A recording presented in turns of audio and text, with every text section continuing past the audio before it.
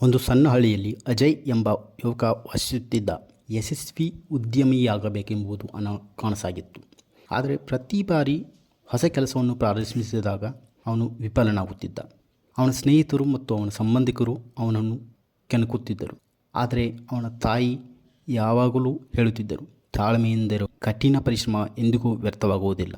ಒಂದು ದಿನ ಆ ಹಳ್ಳಿಗೆ ಒಬ್ಬ ವೃದ್ಧ ಋಷಿ ಬಂದ. ಅಜಯ್ ಕಷ್ಟಗಳನ್ನು ಆಲಿಸಿ ಅವನಿಗೆ ಒಂದು ಬೀಜವನ್ನು ಕೊಟ್ಟ. ಪ್ರತಿದಿನ ನೀರು ಹಾಕು, ಆದರೆ ಆತುರ ಪಡಬೇಡ, ಅದು ಮರವಾಗುವವರೆಗೂ ತಾಳ್ಮೆಯಿಂದ ಪೋಷಿಸು ಎಂದು ಹೇಳಿದನು. ಅಜಯ್ ಪೂರ್ಣ ನಂಬಿಕೆಯಿಂದ ಬೀಜವನ್ನು ನೆಟ್ಟನು ಮತ್ತು ಪ್ರತಿದಿನ ಅದಕ್ಕೆ ನೀರು ಹಾಕಲು ಪ್ರಾರಂಭಿಸಿದನು. ವಾರಗಳು ಕಳೆದವು, ನಂತರ ತಿಂಗಳುಗಳು ಕಳೆದವು, ಆದರೆ ಬೀಜದಿಂದ ಯಾವುದೇ ಸಸ್ಯ ಬೆಳೆಯಲಿಲ್ಲ.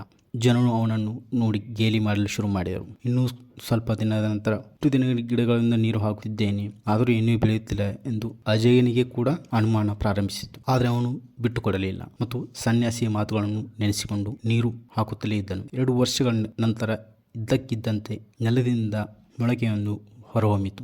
ಸ್ವಲ್ಪ ಸಮಯದೊಳಗೆ ಆ ಗಿಡವು ಬಲವಾದ ಮರವಾಗಿ ಬೆಳೆಯಲು ಪ್ರಾರಂಭಿಸಿತು. ಅದೇ ಕ್ಷಣದಲ್ಲಿ ಋಷಿ ಮತ್ತೆ ಆ ಹಳ್ಳಿಗೆ ಬಂದನು. ನಗುತ್ತಾ ಹೇಳಿದನು, ಇದು ಬಿದಿರಿನ ಬೀಜ. ಅದು 2 ವರ್ಷಗಳ ಕಾಲ ತನ್ನ ಬೇರುಗಳನ್ನು ಬಲಪಡಿಸುತ್ತಿತ್ತು. ಇದರಿಂದ ಅದು ಬೆಳೆದಾಗ ಬಿರುಗಾಳಿಯನ್ನು ತಡೆದುಕೊಳ್ಳಬಲ್ಲದು. ತನ್ನ ಕಠಿಣ ಪರಿಶ್ರಮದಿಂದ ವ್ಯರ್ಥವಾಗಲಿಲ್ಲ ಎಂದು ಅಜಯ್ ಅರಿತುಕೊಂಡನು. ಇದೇ ರೀತಿ ನೀನು ಅಂದುಕೊಂಡಿದ್ದನ್ನು ಆಗುವವರೆಗೆ ಬಿಡಬಾರದು. ಪ್ರಯತ್ನ ಮತ್ತು ತಾಳ್ಮೆ, ದೃಢನಿಶ್ಚಯದಿಂದ ಕೆಲಸ ಮಾಡು. ನಿಧಾನವಾಗಿ ಬರುವ ಫಲ ಯಾವಾಗಲೂ ಸಿಹಿಯಾಗಿರುತ್ತದೆ ಎಂದು ಹೇಳಿದನು.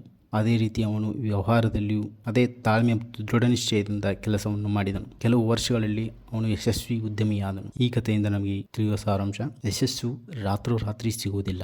ತಾಳ್ಮೆ ಮತ್ತು ನಿರಂತರ ಪ್ರಯತ್ನ ಮಾತ್ರ ನಮ್ಮ ಜೀವನದ ಬದಲಾವಣೆಯನ್ನು ತರುತ್ತದೆ. ನಿಮ್ಮ ಕಠಿಣ ಪರಿಶ್ರಮ ವ್ಯರ್ಥವಾಗುತ್ತದೆ ಎಂದು ನಿಮಗೆ ಅನ್ನಿಸಿದಾಗ ಈ ಕಥೆಯನ್ನು ನೆನಪಿಸಿಕೊಳ್ಳಿ.